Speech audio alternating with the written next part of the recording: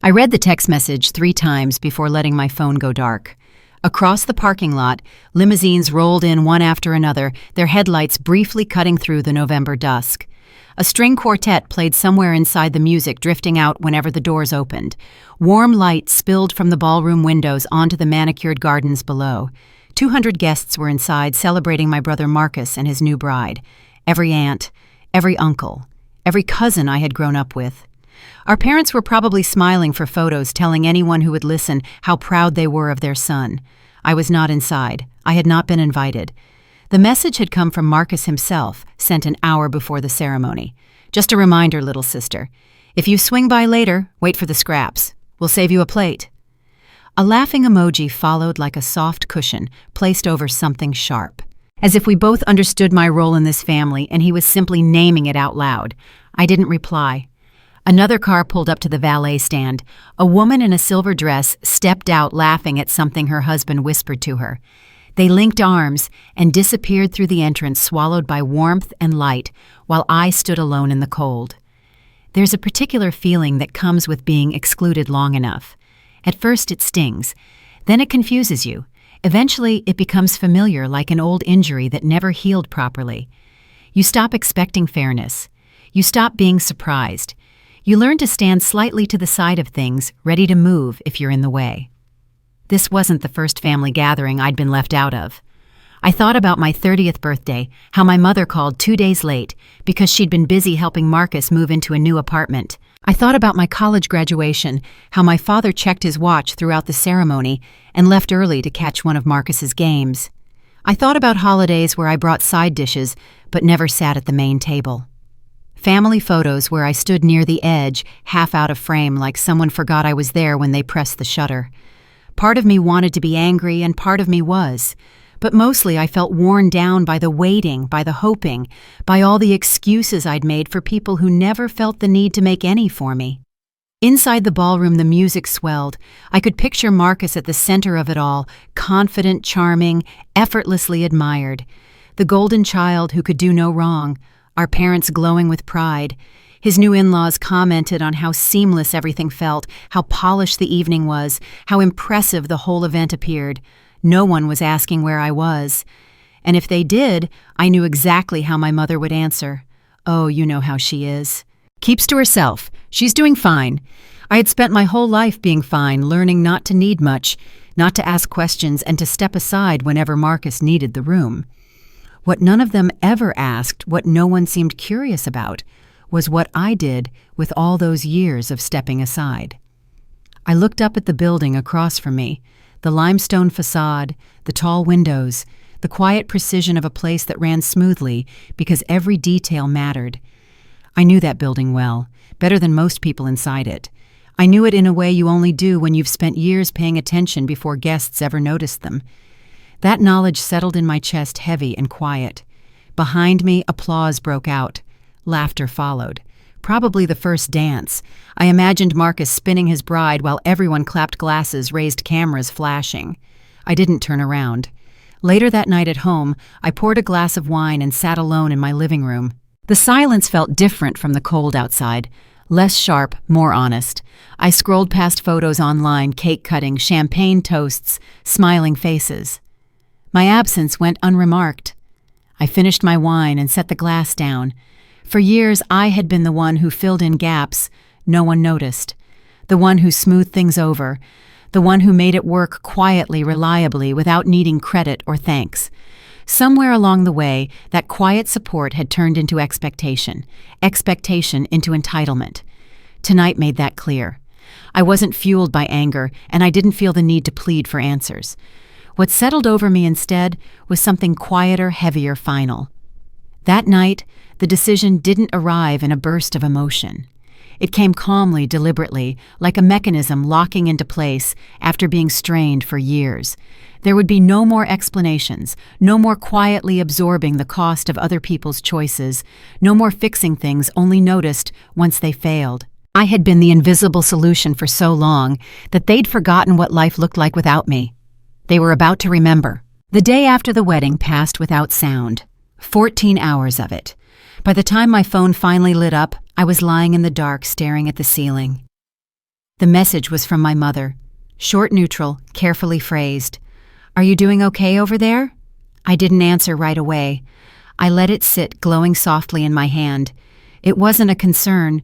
There was no mention of the wedding, no acknowledgement that I hadn't been there, no question about why. It was maintenance, a check to make sure the system was still running. Eventually I typed back, "I'm fine." That word had carried me for most of my life. As long as I was fine, nothing else needed to be examined. No explanations, no discomfort, no adjustments. Being fine was my role. It hadn't started recently. It never did. I was 12 when Marcus got into an elite summer baseball camp. The cost dominated our household for weeks. Dinner conversations turned into strategy sessions, budgets, sacrifices, long-term payoff. His future was discussed like a joint investment. No one asked what I wanted. When the decision was made, my art classes disappeared quietly. My father looked at me and said gently but firmly, "You understand, right? You're the strong one." I nodded. At that age, strength meant staying quiet. The years that followed reinforced it. When Marcus went to college, I worked 2 jobs and stretched my own classes around his needs. When he needed a car, I helped cover the payments. When his first business collapsed, I stepped in so his credit wouldn't take the hit. No one ever asked directly. They didn't have to. Need arrived wrapped in silence and expectation, and I learned to answer before it was spoken. Over time, gratitude faded. Help became background noise. That morning, I opened my banking app without thinking. The story told a story no one else had bothered to read. Years of transfers, quiet bailouts, money that had altered outcomes without acknowledgement. They never asked where it came from. At family gatherings, nothing changed. I still brought side dishes, still sat away from the center, still got described as doing fine. I put the phone down and got out of bed. The day didn't wait. Meetings, calls, responsibilities that had nothing to do with family approval. But my mother's message lingered. "Are you doing okay over there? Not we missed you. Not are you hurt?" Just confirmation that the backup hadn't gone offline. At work, everything ran smoothly, contracts reviewed, calls returned. My assistant asked about my weekend. I told her it had been quiet. She didn't know about the wedding. She didn't know I had a brother. That afternoon, Marcus called. His tone was easy upbeat, like nothing had happened. "You should have stopped by," he said. It was great. I told him I hadn't been invited. He laughed it off, blamed the chaos, said I could have just shown up. When I mentioned the text, he brushed it aside as a joke. Then the shift came seamless and familiar. Money was tight. The honeymoon was coming up. Could I help just for a bit? There it was. I told him I'd think about it. The silence on the line was new. "You always help," he said, not angry, confused. I repeated myself and ended the call. Afterward, my hands shook. Not from anger, not even from hurt. It felt like pressure releasing, like a structure that had held too much weight for too long finally cracking. They believed I would always be there, always absorb, always respond. For the first time, I wondered what would happen if I wasn't, and the thought didn't scare me. 2 weeks passed after the wedding, and life rearranged itself as if nothing unusual had happened. Marcus and his wife were in Hawaii, their social media a parade of sunsets, ocean views, and carefully staged happiness. Every photo suggested ease, bare feet in sand drinks, sweating on white linen tables, captions about new beginnings. My parents replayed the day, like a highlight reel recounting how stunning everything had been, how impressed the in-laws were, how smoothly it all came together. No one mentioned my absence. No one wondered aloud where I had been. If normal meant selective memory, then yes, normal had returned. The interruption came on a weekday morning. My mother called before I could settle fully into my day, her voice already moving, already filling space. She talked about the weather, about how winter had arrived early this year, about how the house had always struggled with heating. I recognized the pattern immediately. Context first, sympathy next. The request is waiting patiently behind it all. I let her speak until she ran out of momentum. How much I asked. The pause that followed was brief, but it told me everything. $4,000, she said. The repair can't wait. And with everything going on, your father's pension, the wedding costs were just stretched right now. There was a time when that sentence would have triggered movement before thought. A transfer was made while she was still talking. Reassurance layered on top so she wouldn't feel uncomfortable accepting it. I would have minimized the impact, framed it as easy, manageable, nothing worth mentioning again. Instead, I stayed quiet. In the space between us, my office window reflected the city below, cars moving steadily, people carrying their own unseen burdens, each one unaware of mine. The stillness felt unfamiliar, like standing in a place I'd never allowed myself to occupy before. Why wasn't I invited to the wedding, I asked. The question didn't land cleanly. It disrupted the script. "Oh, honey," she said, a note of irritation slipping in. "Not this again. You know how chaotic things were." Details slipped. Marcus texted me to wait for scraps. He was joking. "You know how he jokes. No one asked where I was. We thought you were busy. You're always busy with work." There it was, the familiar reframing. My exclusion turned into my choice. My hurt repositioned as an inconvenience. It was a tone I had learned to recognize early, one that usually pushed me into apology. It didn't work this time. "I can't help with the furnace," I said. The silence on the other end was sharper than before. This wasn't a disappointment. It wasn't guilt. It was disorientating. The response didn't compute. "What do you mean you can't?" she asked carefully. "I mean, I won't be helping. But you always do. Maybe that's part of the problem." Her voice hardened. "Is this about the wedding? Because that would be incredibly petty." "I'm not being petty," I replied. "I'm setting a boundary." The call ended without warmth, without resolution. I sat there longer than necessary, aware that something had shifted permanently. For the first time, I had left a problem exactly where it originated. The reaction came quickly. My father called next, confused more than angry. An aunt reached out, concern wrapped in advice. Marcus called from Hawaii, disbelief echoing through the distance, telling me I was acting strange. I responded selectively, repeating the same sentence until it lost its novelty. "I can't help right now. I need time." They treated it like a malfunction, temporary, inconvenient, bound to correct itself. While they waited, my life continued uninterrupted. Work demanded focus. Vendors needed approval. Budgets required review. Spring bookings filled the calendar. I moved through my days with practiced precision, reminded daily that the structure I'd built functioned without emotional negotiation. During a site visit at the Grand Belmont, I walked through the ballroom while staff adjusted layouts for upcoming events. Everything ran smoothly. Problems were addressed quietly, efficiently, before guests would ever notice them. I remembered standing outside that same building weeks earlier, watching from the cold. The wedding planner called later to thank me for accommodating such a prominent event. She praised the family's enthusiasm and mentioned how thrilled the bride's mother had been with the space. I listened, offered polite acknowledgement, and said nothing more. Professional distance came easily. The invoice did not. 30 days after the event, the remaining balance became due. Marcus had paid the deposit, but the outstanding amount was significant. Not impossible, just inconvenient for someone accustomed to soft landings. I knew his habits well. Spending first. Confidence replacing caution. A reliance on rescue instead of planning. I reviewed the file once. I could have intervened, waived the balance, labeled it generosity instead of habit, preserved the illusion that nothing fundamental had changed. Instead, I forwarded it for processing. No notes, no adjustments, no special handling.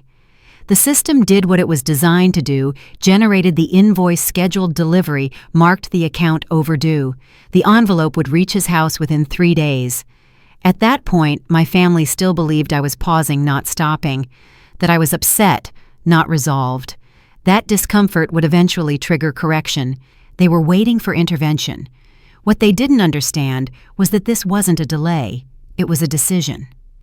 I shut down my computer as evening settled over the city and left the office without looking back. Somewhere across town, a letter was already moving through the system, and nothing was going to intercept it. The calls began on a Tuesday, not the usual check-ins I had learned to ignore. These were deliberate, coordinated.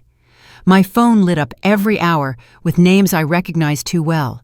Relatives who rarely contacted me unless something was wrong or expensive. They weren't asking how I was. They were checking whether the system was back online. My mother called first. Her voice carried that familiar blend of concern and accusation, the tone she used when she wanted something, but needed to sound reasonable about it. "Your father and I have been talking," she said. "We're worried about you. This isn't like you." I leaned back in my chair and watched the city move outside my office window. What isn't like me? This distance, this coldness. She sighed softly, as if the weight of my behavior was exhausting her. "Family has always come first for you." I almost laughed. Family had always come first because I made it so, because I absorbed the impact, because I stepped in before things broke. They had mistaken my reliability for obligation, my silence for consent. "I'm fine," I said, "just busy." There was a pause, then sharper. "Too busy for your own family." "Yes." The word landed heavier than I expected. I hadn't raised my voice. I hadn't explained myself. But it was the first time I had ever refused to soften the truth for her comfort. She hung up shortly after, unsettled. My father called that evening. He didn't waste time on concern. He never did. He preferred authority, the calm, disappointed tone of a man used to being obeyed. "I don't know what's going on with you," he said, "but your mother is upset. Your brother is upset. This thing with the furnace has everyone worried. I know. You've always been the stable one, the one we could count on." His voice hardened slightly. "Don't let some misunderstanding ruin that." "What misunderstanding?" "The wedding," he said, impatient now. Marcus didn't mean anything by that text. You know how he jokes. He told me to wait for scraps, a beat, then dismissal. "You're taking it too personally, and you're asking me to pretend it didn't happen. You're really going to let a joke cause this much damage?" I took a slow breath. "No, I'm letting the family exist without me fixing everything. If that damages it, maybe it wasn't as strong as you thought." Silence followed. I could hear him recalibrating, searching for a strategy that would work on the daughter who had never pushed back before. "What do you want?" he finally asked. An apology. "I want to be treated like I matter," I said. "I want to be invited to family events. I want someone to ask how I'm doing without it leading to a financial conversation." "That's not fair," he snapped. "We don't treat you like that. When was the last time you asked about my work?" No answer. "My health?" Nothing. "When was the last time you called just to talk?" The silence stretched long enough to become an answer. "I'm not angry," I said quietly. "I'm just tired. I've been carrying this family for years, and none of you noticed because it was convenient not to." He ended the call saying he needed time to think. Marcus didn't wait that long. He called from Hawaii, his voice sharp and defensive, sunburned confidence barely masking irritation. "What is your problem?" he demanded. "Mom and Dad think you're having some kind of breakdown." "I'm fine." "You're not fine. You're acting weird. You won't help with the furnace. You're being cold to everyone. This isn't you.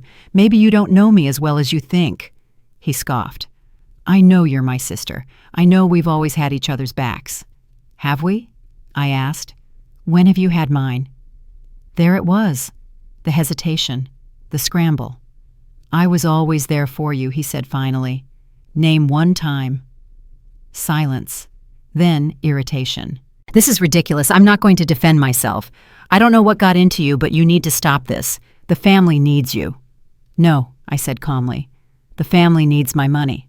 That's different." I ended the call. Over the next few days, the pattern became impossible to ignore. An aunt called to check in, then pivoted to asking whether I'd reconsider helping with a short-term expense. A cousin texted something cheerful, followed by a subtle hint about bills piling up. Every interaction came with an expectation attached, so I started documenting. Not obsessively, methodically. Dates, names, what was said, what wasn't. I didn't need proof for them, I needed it for myself. To confirm that I hadn't imagined the imbalance, that I hadn't exaggerated the silence where care should have been. The evidence was overwhelming. In that family, I was neither daughter nor sister. I was infrastructure useful, unnoticed, assumed to be permanent. And like all infrastructure, my presence only mattered once it was gone. That night, there was no confrontation, no dramatic meeting, no demand for recognition or accountability. I withdrew instead. The loans stopped. The gifts quietly ended. So did the rescues that had kept everything functioning while my absence went unremarked. I remained polite, civil, available only on my own terms. They mistook the silence for a phase, assumed I would cool down, believed I would eventually return to my assigned place once the discomfort passed. They were mistaken. They just hadn't felt the consequences yet. January arrived without fanfare, dragging ice storms and rolling blackouts behind it. The kind of winter that didn't just inconvenience people, but exposed weaknesses, old pipes, fragile systems, assumptions that only worked when conditions were mild. Streets disappeared under layers of gray slush. The city moved slower, conserving heat, conserving energy, bracing itself. I moved through my days with practiced precision. Mornings began at the office. Afternoons were spent on-site walking through half-finished spaces, listening to contractors debate marble cuts and lighting temperatures details most guests would never consciously notice, but would feel. The Grand Belmont was mid-renovation. Nothing flashy, no expansions, just refinement. Adjustments so subtle they bordered on invisible. Quiet work, structural work. What I didn't do was reach out to my family. No New Year messages, no just checking in, no instinctive texts asking how they were holding up after the holidays. I didn't ask about the furnace. I didn't ask about the honeymoon. I didn't ask how married life was unfolding for Marcus. For the first time in my adult life, I stopped being the one who initiated. The silence that followed wasn't dramatic. It was revealing. One day passed, then another, then a full week. Nothing arrived in return. No missed calls, no worried messages, no casual updates disguised as care. The absence didn't escalate, it simply remained. Complete. Uninterrupted. I had always believed I was choosing to be quiet when I stepped back. The truth was harsher. If I didn't pull the thread, there was nothing holding the fabric together. 2 weeks in, the realization settled with the dull certainty of a diagnosis you'd suspected but hoped to avoid. My place in the family had never been reciprocal. It wasn't emotional. It was architectural. I was reinforcement, not a relationship. Remove reinforcement and structures don't collapse immediately. They drift. They creak. They separate at the seams. Then the invoices began to surface. Weddings are expensive by design. Marcus and his wife hadn't economized. Premium catering, imported florals, custom photography packages. Every choice reflected confidence, the kind that treats numbers as theoretical until they aren't. All of it flowed through our preferred vendors. All of it ran on standard net 30 terms. By mid-January, those terms expired. My accounts receivable team followed protocol exactly as trained: courteous emails, neutral language, no judgment, no commentary, just a procedure. I gave them a single directive: handle it like any other overdue account, no exceptions, no discretion, no shortcuts. The first call from my mother came on a Thursday afternoon. Her voice was measured carefully, neutral, the tone she used when she didn't yet know what leverage she had. She didn't mention money at first. She asked whether I'd spoken to Marcus. I told her I hadn't. There was a pause. Then she added almost casually that he seemed stressed, that wedding costs had exceeded expectations, that adjusting to married life took time, that she and my father were worried. I listened. I offered sympathetic noises. I didn't offer relief. When the call ended, I stayed seated, hands folded, staring through the glass wall of my office. For years, my body had been conditioned to respond automatically to distress, hear tension, provide solutions. The absence of that response felt unnatural, like holding a breath too long. Guilt arrived on schedule. But beneath it was something heavier: gravity. I began to understand that my help had never strengthened them. It had insulated them. I hadn't been a safety net. I'd been a blindfold. By the end of the month, the venue balance itself triggered escalation. My team issued a formal notice, the kind that referenced timelines and credit reporting. I approved it without comment. Marcus called that night. He skipped pleasantries entirely. "They're threatening collections," he said, his voice tight. "Do you know what that does to credit? I can imagine." "This is insane. The venue's being aggressive. They're enforcing the contract." "You work in this world," he snapped. "You must know someone. Call them. Talk to whoever's in charge." That was the moment I understood something clearly. Marcus had never been curious about how I knew what I knew, or why I navigated spaces he found intimidating with ease. He didn't care about structure, only access. "I can't help with that," I said. A pause. Then disbelief. "You won't, I won't. You've changed." "Yes." I ended the call and turned off my phone. My father called the next day. He approached it differently. Calm, authoritative disappointment carefully wrapped in reason. He said the venue was being unreasonable. He said Marcus was under pressure. He said family doesn't let family drown. I told him evenly that I wasn't pushing anyone underwater. I was simply no longer holding them above the surface. The silence that followed was long. Then he asked, "When did you become like this?" "I didn't," I said. "I just stopped compensating." By February, the tension had spread. Marcus and his wife were arguing. My parents were scrambling. The money they assumed was accessible. The invisible buffer that had always absorbed shock was gone. And still they weren't panicking, because they believed they understood the problem. The wedding planner reached out that week, looping me into a clarification thread. Her tone was professional, precise.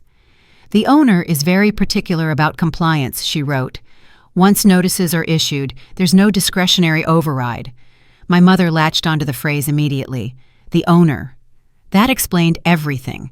In their minds, the picture was resolved neatly. I wasn't the authority. I was adjacent, a manager, an insider, someone with proximity, not power. It preserved their worldview without forcing a reckoning. They stopped calling me angry. They started calling me hopeful. "You must be high up," my mother said gently one evening. "Not the owner, of course, but it's important." Marcus echoed it days later, frustration softened by relief. "So you're not in charge. You're just involved. Just involved." They relaxed, convinced they'd found the boundary of my influence. Confident they finally knew where my reach ended. I didn't correct them, because for the first time they weren't waiting for me to save them. They were waiting for someone else to fail. And I let them wait. By the end of February, the system they had relied on for years was exposed. Bills accumulated, credit tightened. Conversations shifted in tone, less confident, more urgent. I watched it happen without intervening, not detached, just no longer embedded. They still believed this was temporary, that I was withholding help, not removing it, that pressure would eventually trigger a correction. They were waiting, and for the first time I let the waiting do the work. The demand for a family meeting arrived in early February. My mother didn't ask. She informed me, "We need to talk. All of us. This weekend, your father insists." The phrasing was familiar, a decision already made wrapped in concern, so it couldn't be refused without consequence. I agreed, not out of obligation, but curiosity. I wanted to see how they planned to explain what was happening, what version of reality they needed me to accept so everything could return to normal. We met at my parents' house around the same dining table where rules had always existed without being spoken. Marcus sat rigid beside his wife, jaw-tight, foot-tapping. My parents positioned themselves together at the head, unified by something that looked like worry, but felt more like authority. I took the chair at the end, where I always sat. My father spoke first. "We're worried about you." "I'm fine, you're not." He leaned forward. "You've been distant, cold. You're not acting like part of this family." I met his eyes. "What does acting like part of this family look like?" He hesitated, being willing to help when things get hard.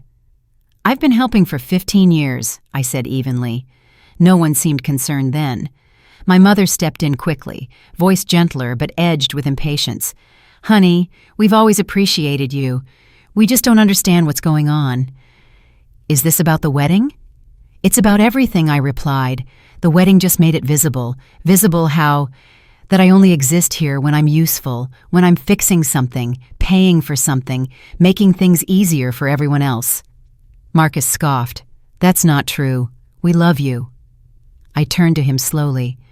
"When was the last time you called me just to talk?" He opened his mouth. I closed it. "When was the last time any of you asked about my life without needing something?" The silence that followed wasn't awkward. It was decisive. My father shifted, recalibrating. Whatever feelings you're having, we can address them later. Right now, there's a practical issue. The venue is escalating. Marcus's credit is at risk. His marriage is under pressure. This is a crisis. I helped through plenty of crises, I said. They just didn't get labeled that way when I was the one absorbing them. So you're going to let your brother suffer because you're upset, my mother asked. I'm going to let him experience the outcome of decisions he made without me, I replied. That isn't punishment. That's the consequence. Marcus slammed his palm against the table. You're enjoying this.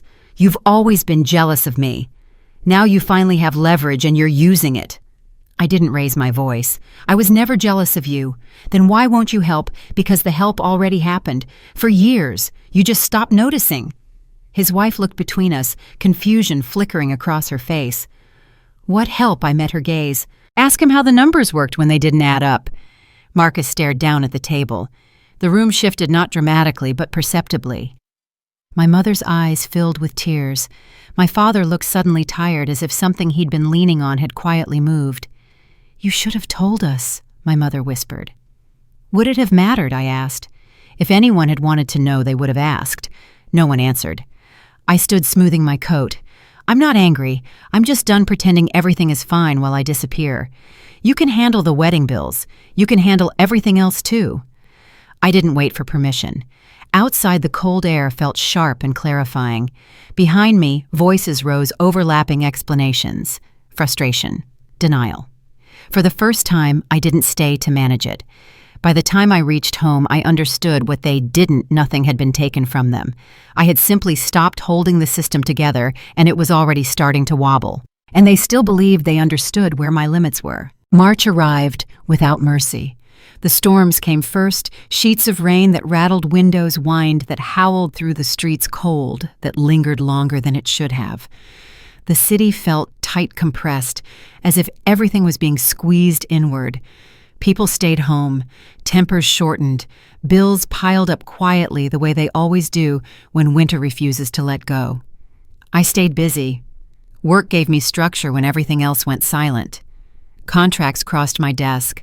Site visits filled my afternoons. Expansion plans moved forward, indifferent to my family's unraveling.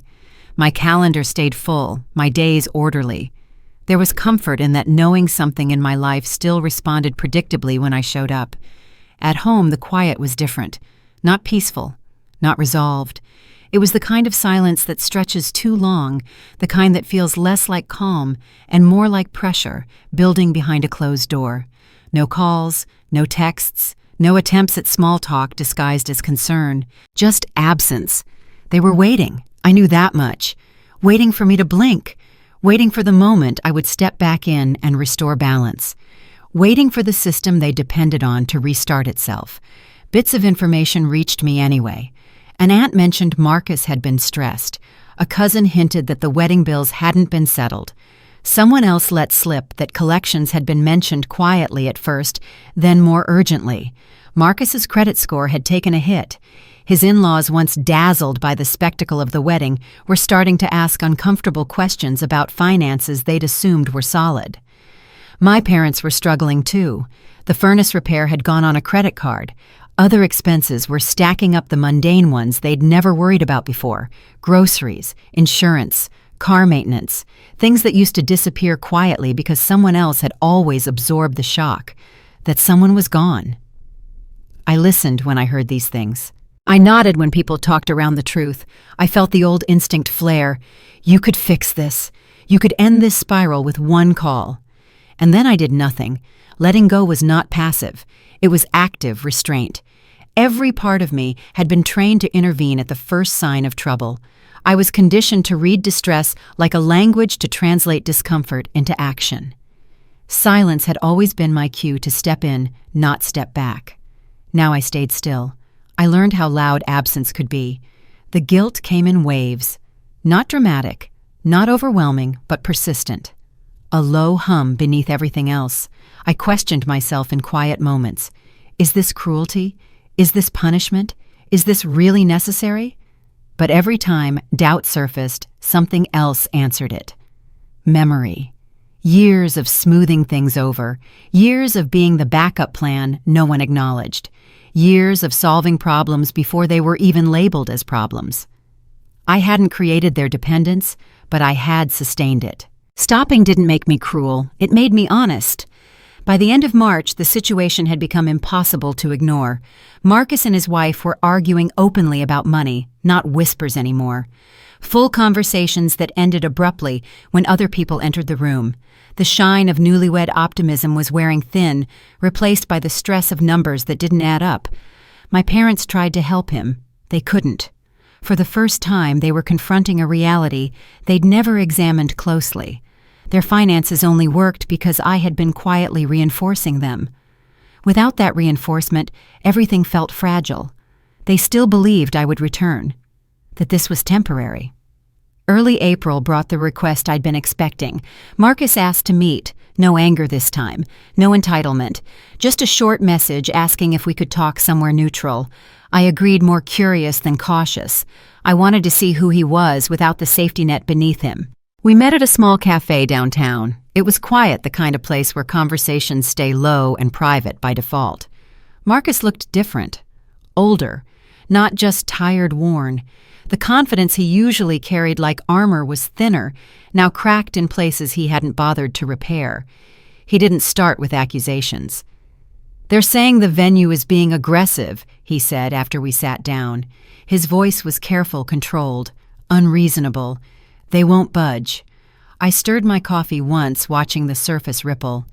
"They're not being aggressive." He frowned. "Then what are they doing?" I looked up. "They're following instructions." Mine. The words didn't land all at once. At first he just stared at me, confused, processing. Then his expression shifted subtly, but unmistakably, as the implication found its way through his assumptions. "What do you mean? Yours?" he asked. I didn't rush to explain. I didn't clarify. Didn't soften the edges or fill the silence. I let the meaning sit between us, heavy and unresolved. Color drained from his face slowly, as if understanding was something his body resisted before his mind caught up. He leaned back, gripping his cup too tightly, knuckles pale. "You're saying he started," then stopped. "I'm saying you signed the contract," I replied. Calm, even. "And the terms are being enforced." The space between us felt suddenly enormous. He glanced around the cafe as if expecting someone to interrupt, to laugh, to correct me. No one did. The world kept moving. Cups clinked. A barista called out an order. "You knew," he said finally. Not angry, not accusing, just stunned. Yes, that was it. No speeches, no explanations, no victory lap. The truth didn't need embellishment. He sat there for a long moment, staring at the table, at the place where his certainty used to be. I could almost see the mental recalibration happening, the past being reinterpreted through a new lens. Old interactions suddenly weighted differently. When I stood to leave, he didn't stop me. He didn't argue, didn't demand anything. He just watched me go, eyes fixed on the gap I left behind. Outside, the air had warmed. Spring was finally asserting itself, sunlight cutting through clouds, the city shaking off winter in small, deliberate ways. I walked to my car feeling lighter than I had in months, not triumphant, not vindicated, relieved, because for the first time I wasn't carrying something that never belonged to me in the first place. The support had stopped, and everything was finally being seen for what it was. April arrived without ceremony. No storms, no sharp turns, just longer days and gentler light, the city easing into spring, while my family remained suspended over unstable ground. The chaos hadn't exploded, it had settled. Quiet, persistent, unavoidable. They couldn't fix this without me. That realization was what finally brought my mother to my office. She arrived unannounced on a Tuesday afternoon. I saw her through the glass walls of the lobby, standing near the water feature we'd installed the year before. She looked smaller there, uncertain in a space built for confidence. Her hands gripped her purse too tightly. She glanced between the reception desk and the elevators, unsure which direction belonged to her. I didn't move at first. I watched her the way you watch someone hesitate at the edge of unfamiliar ground. At home, she was decisive, especially where Marcus was concerned. Here, stripped of context and authority, she looked lost. The lobby moved around her with quiet precision. Staff passed by. Phones rang softly. Elevators chimed. The scent of fresh lilies drifted through the air. Every detail had been chosen deliberately. It was a world I had built without her noticing. When I stepped into view, relief crossed her face so quickly it almost hurt to see. I didn't hug her. I didn't ask why she hadn't called. I nodded and led her down the corridor to my office. The door closed behind us. She didn't sit right away. Instead, she walked to the windows, staring out at the skyline as if trying to place herself inside it. Her gaze drifted to the shelves, awards-framed photos, architectural models aligned with care. "This is yours?" she asked. "Yes." "All of it." Her voice wavered. "The Grand Belmont." "The others I own the parent company," I said. "This is where we manage everything." She sat down slowly, like her legs had reached a limit before her mind had. Her eyes kept moving, cataloging, comparing. "I didn't know," she said, not as an accusation, as a confession. "You didn't ask," I replied. The words weren't sharp. They didn't need to be. She flinched anyway. For a moment she looked like she might defend herself, reach for the familiar explanations. "We were busy. We trusted you. You never needed anything." The shape of those excuses hovered between us. Then she didn't say anything. She started to cry, not loudly, not dramatically, just the steady release of something held together for too long. "We failed you," she said. The words landed heavily. I had imagined this moment before her apology, my vindication. In those versions, I stood taller, harder, untouched. Sitting across from her now, watching her shoulders shake, I felt none of that. I felt grief. "Yes," I said, "you did." She nodded, breathing uneven. "I don't know how to fix it. I don't know if a lifetime of being overlooked can be undone. But I need you to know. I see it now. I see what we did." She wiped her eyes. "We treated Marcus like he was made of gold, and you like you were made of iron. We assumed iron wouldn't break. I was told I had to be the strong one," I said. "You were," she replied, "but you shouldn't have had to be. We should have protected you too." The honesty unsettled me. It dismantled the defenses I had built against excuses, against denial. I let the silence stretch. She looked older than I remembered. Regret had settled into her face, deep and unflattering. For the first time, I understood something clearly. She hadn't been cruel. She had been comfortable. And I had made that comfort possible by never asking for space. I'm not ready to forgive everything I said. I may never be. But I'm willing to try something different. A relationship where I'm not invisible. She nodded immediately. "That's fair." "There's one more thing," I said. "The money stops. All of it. I'm not supporting the family financially anymore. I'm not fixing Marcus's debt."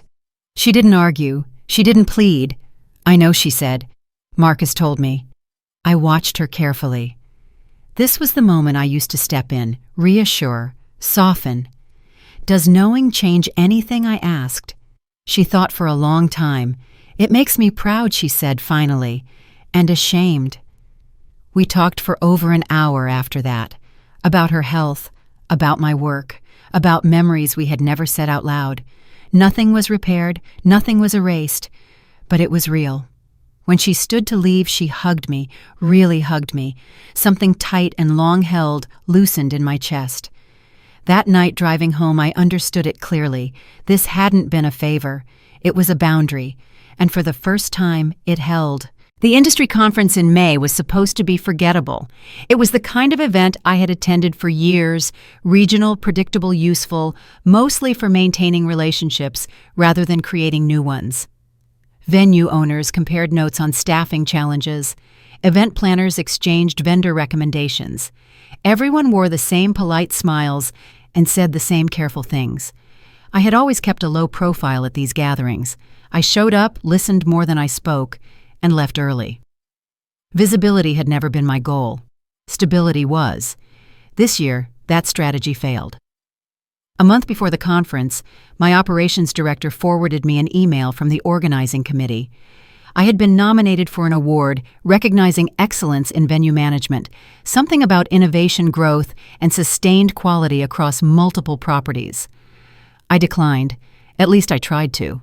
I told them I was unavailable, that I didn't like public recognition, that someone else on my team would be a better representative. All true, none accepted. My team pushed back harder than the organizers did. They reminded me that this wasn't about my comfort. It was about credibility, about signaling to clients, partners, and staff that the work we'd done quietly for years mattered. Eventually, I agreed. I chose a simple black dress and arrived late, intending to sit near the back and leave as soon as my obligation was fulfilled. I had no intention of making a night of it. The ballroom was larger than I expected. 300 people, maybe more, round tables filled with industry professionals, soft lighting a stage dressed for ceremony rather than networking.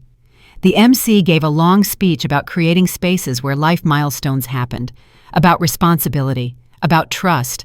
Then he said my name. Walking to the stage felt unreal. Applause rose, not polite, not obligatory, but warm. I saw faces I recognized only vaguely. People I had worked with indirectly for years now, looking at me with something like acknowledgement. I accepted the award and spoke briefly. I thanked my team. I thanked our staff. I thanked the clients who trusted us with moments they could never redo.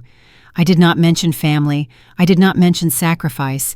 I did not explain myself. Afterward, I couldn't leave. People stopped me constantly. Venue owners I had quietly outperformed wanted advice. Planners I'd worked with once asked about availability months in advance. A reporter from an industry publication requested an interview. By the end of the evening, my name had been photographed, tagged, shared. Industry newsletters picked it up. Social media did what it always does, connected dots. I had spent years keeping separate. It didn't take long for that information to reach my family. My aunt called first, breathless. "You were on the news." "Something hospitality related. I had no idea you were such a big deal." I minimized it instinctively. Old habits. But there was no undoing it. Within days, everyone knew. The reactions were uneven. Some relatives were offended, deeply unsettled by the idea that I had been capable of enforcing a contract against my own brother. They framed it as coldness, as ambition unchecked by loyalty. Others were impressed, quietly so.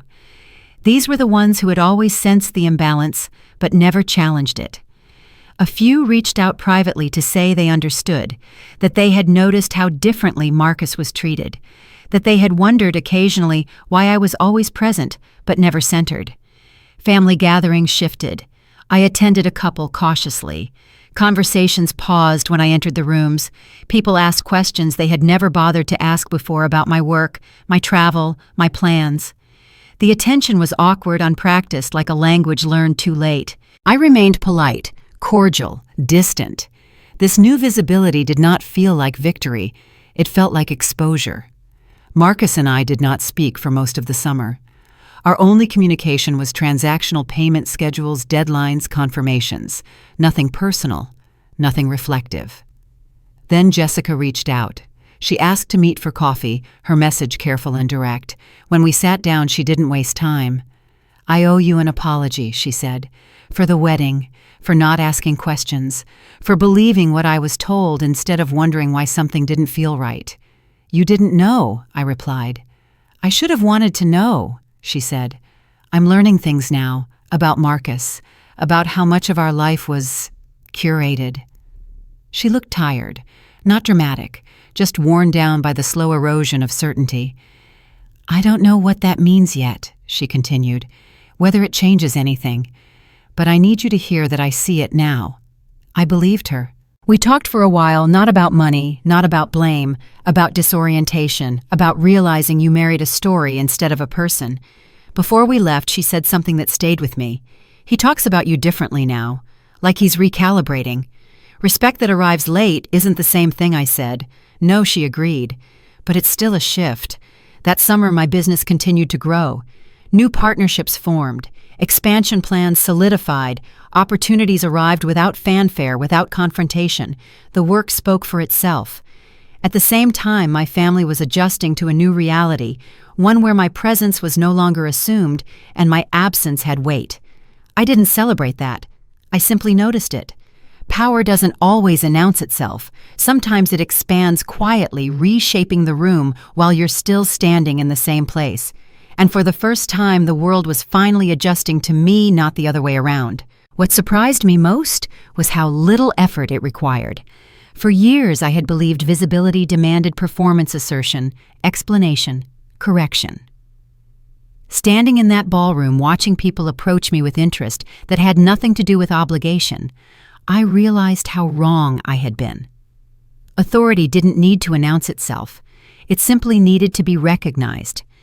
Emails followed in the weeks after the conference, not urgent, not pleading, just direct, invitations to collaborate, requests for consultation, quiet inquiries about acquisitions that hadn't yet been listed publicly.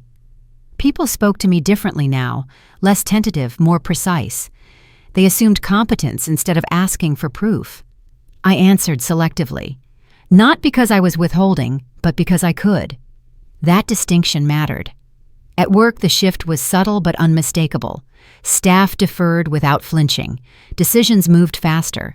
When I spoke in meetings, the room stayed with me. I hadn't changed how I led, but the space around me had recalibrated. What used to require reinforcement is now held on its own. At home, the contrast was sharper. Family interactions felt staged, at first overcorrected politeness, sudden curiosity that arrived without rhythm.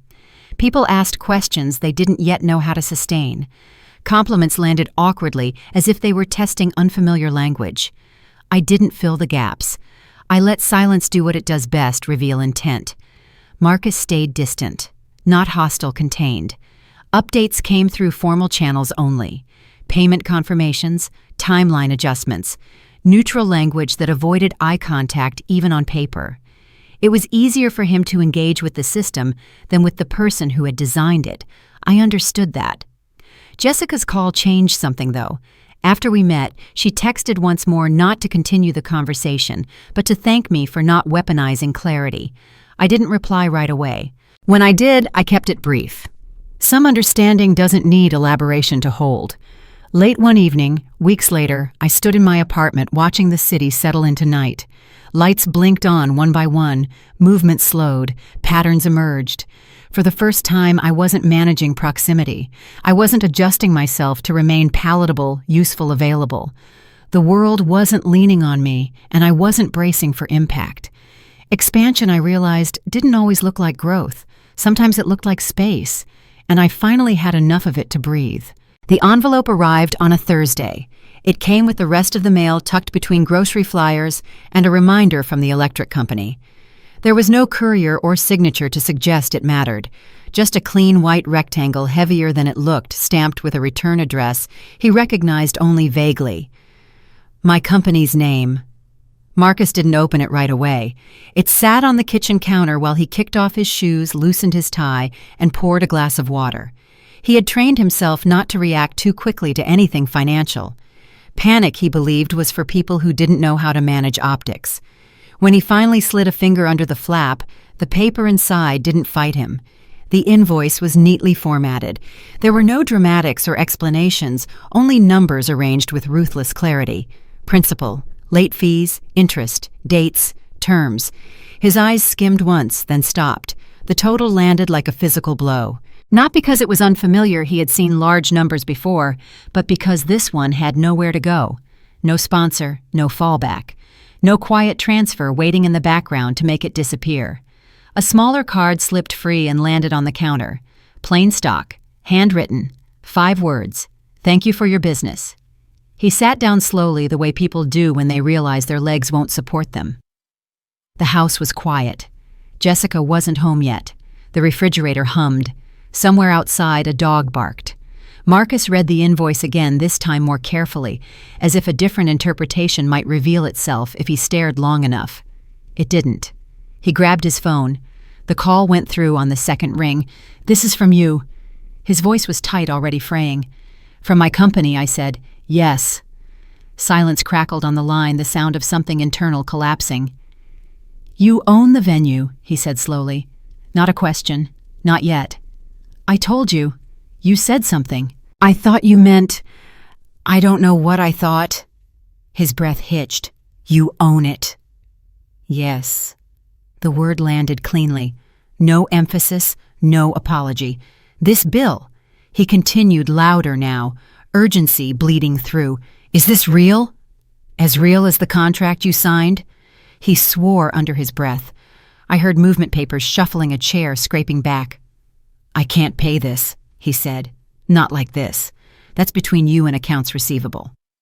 A beat. "Collections." His voice cracked on the word. "You're actually letting it go to collections. I'm not stopping the process." "This is insane," he snapped. "You could fix this in one call." I didn't answer right away, not to make a point, simply because there was nothing to add. "So this is revenge," he said. "You're punishing me." "No." The word wasn't sharp. It didn't need to be. "This is business," I continued. "The staff were paid. The vendors were paid. The space was used. The bill exists whether we're related or not." "You're my sister," he shot back, "and I wasn't invited to your wedding." That stopped him. I could hear his breathing again, faster now, uneven. "This is unbelievable," he muttered. "Mom's going to lose it." She did. The call came an hour later. Her voice was high-strained, already wrapped in accusation before she reached the point. "Marcus just called us," she said. "He's beside himself. There must be some mistake." "There isn't. You didn't have to do it this way." "I didn't do anything," I replied. "The invoice was issued." "You could have handled it quietly," she insisted. "Families don't blindside each other like this." I said nothing. "You're really going to let this ruin him," she pressed. "His marriage is already under strain. The in-laws are asking questions. This is going to follow him. That's how debt works." She inhaled sharply, offended by the neutrality of my tone. "This isn't you," she said. "You're being cruel. I'm being consistent." The word hung between us, unfamiliar and unwelcome. My father called next. He tried to reason first, then disappointment, then authority. "This has gone far enough," he said. "You've made your point." "I didn't make a point." "You embarrassed your brother," he snapped. "You embarrassed this family. I didn't send the bill to anyone but the address on the contract." He exhaled, frustrated. "What do you want?" The question had weight. Expectation. Nothing I said. That was what finally rattled him. The house phone went quiet for 2 days after that.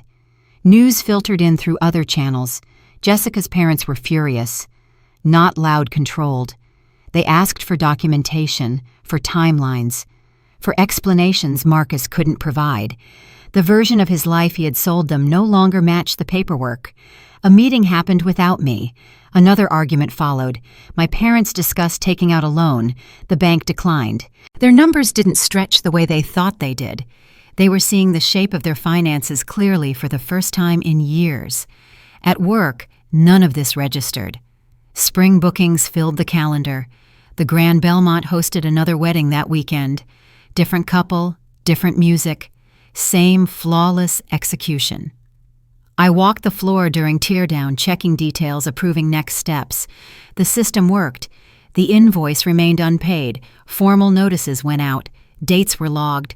The process continued unchanged. Then the phone rang again. It was Marcus. This time he didn't bother trying to sound controlled. "They're saying my credit's already flagged," he said, words tumbling over each other. "Jessica's parents want a meeting. They think I lied. They're talking about conditions. Oversight." He stopped. Breath hitching. "I need you to stop this," he said. Not angry now. Afraid. "Please, just tell them to pause."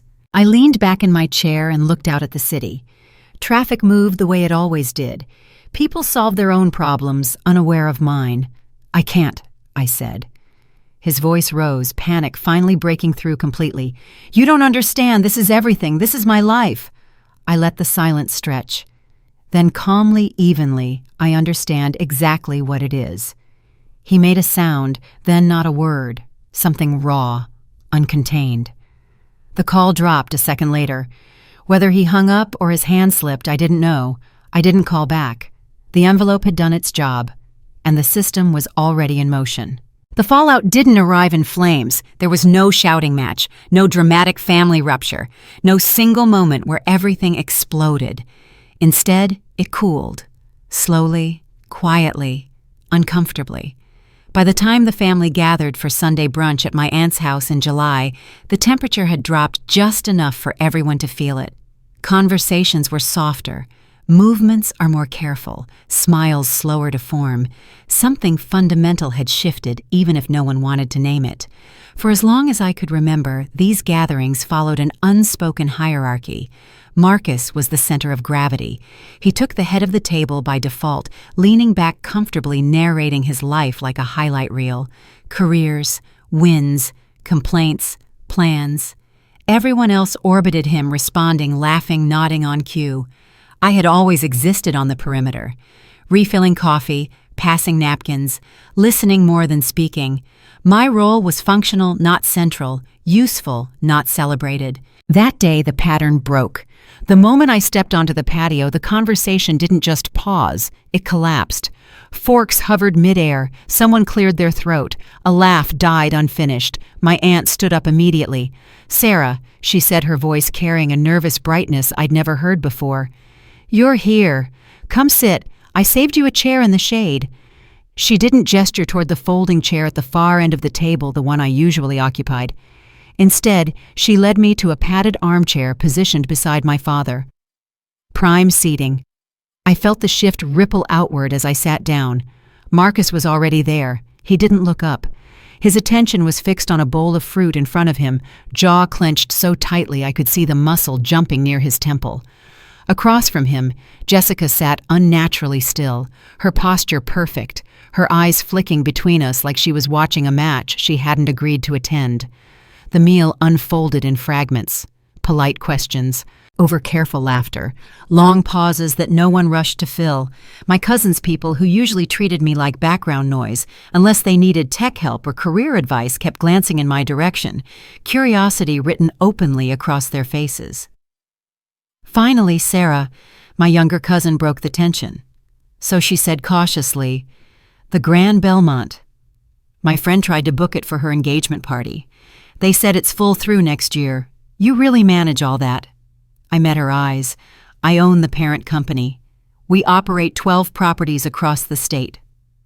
The silence that followed was dense enough to press against my ears. My mother stared down at her plate, pushing lettuce around without eating. My father cleared his throat, the sound unusually loud in the stillness.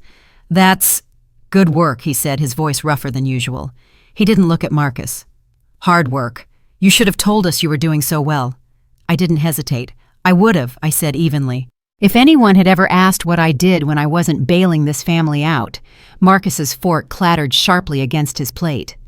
"So that's what this is. Now," he snapped. "We're just going to sit here and talk about how Sarah's the savior while I'm being squeezed for every cent I don't have." I met his gaze calmly. "Nobody called me a savior," I said. "I'm a businesswoman who stopped giving away her product for free." Jessica spoke before he could respond. Her voice was quiet, but it cut cleanly through the space. "She's right, Marcus. We wouldn't be here if you hadn't tried to buy a lifestyle your sister was actually living." Marcus flushed red. His mouth opened, then closed. For the first time in his life, he had no audience. No one rushed to defend him. No one softened the moment. No one laughed it off. The golden child's shine hadn't faded, it had peeled. The rest of brunch passed in small, telling moments. My aunt asked for my opinion on an investment property she was considering. My father listened, really listened when I talked about expansion plans. My mother asked about my work schedule instead of my availability. The hierarchy had quietly inverted. I wasn't the invisible sister anymore. I wasn't the backup plan. I wasn't the family's unspoken safety net. I was the axis. When it was time to leave, I noticed Marcus standing alone by his car. A modest sedan, now the luxury vehicle long gone sold to cover part of the debt. He looked smaller than I remembered, not diminished, just exposed. I didn't approach him. I didn't need to. The truth had already done what confrontation never could. As I drove away, I realized something important. Power doesn't announce itself when it arrives. It's felt when the room rearranges itself around you, when chairs move voices lower, and the people who once overlooked you start choosing their words carefully. That was the moment I knew. The shift wasn't temporary. It was permanent. The drive home felt longer than usual, not because traffic was heavy, but because there was nothing left to outrun. The adrenaline that had carried me through the afternoon drained away, leaving behind something steadier. Not relief, not satisfied. Recognition. I had always imagined power as something loud, asserted, defended, claimed in real time. What I felt now was quieter than that. It didn't need reinforcement. It didn't require witnesses. It simply existed. At a red light, I caught my reflection in the windshield. The same face, the same posture. Nothing about me looked different, and yet the rules governing that face had changed. I realized then that this was the first family gathering I would not replay, later searching for mistakes. The first time I would not rehearse conversations in my head, wondering what I should have said differently. There was nothing to correct, nothing to clarify. The shift had already taken hold without my participation. Whatever came next, awkward dinners, tentative calls, slow recalibrations would unfold without me managing the outcome. I would not need to prepare defenses or soften edges. They would learn gradually how to meet me where I stood. And if they didn't, that too would be information. When I pulled into my driveway, the house was dark and quiet. I didn't turn on the lights right away. I stood there for a moment longer than necessary, aware of something new settling into place. For the first time, my life felt aligned, not balanced aligned, and I knew with an unexpected calm that nothing in that room would ever return to its previous shape. Fall arrived without announcement. Leaves gathered along sidewalks. Mornings cooled. The year began to fold inward slower, now more deliberate. The wedding venue debt was nearly paid. My family had settled into new rhythms, not healed, not restored, but no longer bleeding. Functional, honest, less performative. One Saturday morning, I sat at my desk reviewing the year's numbers. Record revenue, record bookings, expansion ahead of schedule. My team moved with confidence, building without panic. 15 years of quiet work had compounded into something solid, something that didn't require my constant intervention to survive. But the numbers weren't what stayed with me. What stayed with me was the parking lot outside Marcus's wedding, the glow from the ballroom, music leaking into the cold. His text told me to wait for scraps. I remembered how small I had felt, how easily dismissed, how invisible. I don't feel small anymore.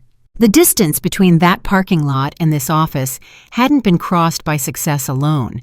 It had been crossed through discomfort, through boundaries that looked like betrayal, through restraint mistaken for cruelty by people used to my sacrifice. I had watched my family struggle with consequences I once absorbed without comment.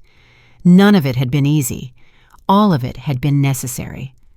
I thought about my mother sitting across from me in this very room, her tears, her quiet admission that they had failed me, about my father's pride offered late, but honestly, about Marcus slowly shedding entitlement, learning that confidence and assumption were not currencies that always cleared.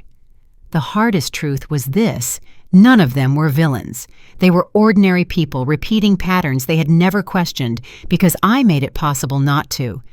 I had paid the emotional and financial costs so consistently that the system felt invisible until I stepped away. Change didn't come quickly, but it came. My parents called now without needing anything. They asked about my work because they were curious, not because it might be useful. They remembered my birthday. Invitations arrived with intention. Marcus and I remained cautious. We met once a month, awkward, careful conversations where we learned how to speak as people instead of roles. He never offered a dramatic apology for the wedding. He didn't need to. His behavior carried what words would have cheapened. The bill was paid in full by October. I signed off on the final payment and closed the file.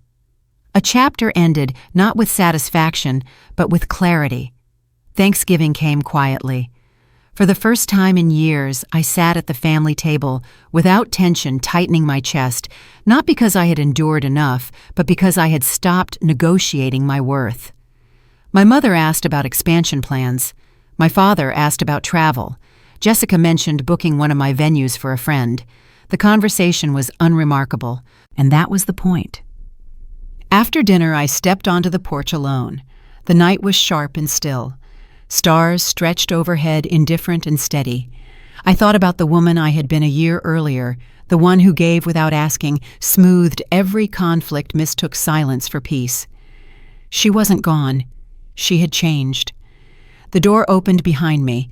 Marcus stepped out with 2 cups of coffee, handing one over without comment. We stood there quietly. "I'm sorry," he said at last. "About the wedding, about the text, about all of it." "I know. Does knowing help a little?" He nodded. "I don't expect us to be close the way people expect siblings to be, but I'd like to be someone you don't have to protect yourself from." I looked at him not as the golden child, not as the weight I had carried for years, but as someone learning to stand on his own. "I'd like that too," I said. We went back inside together. There was no perfect ending. Old habits still surfaced. Some wounds still ached when touched. Repair moved slower than damage, but I was no longer doing the work alone, and that was what I kept. I stopped being invisible.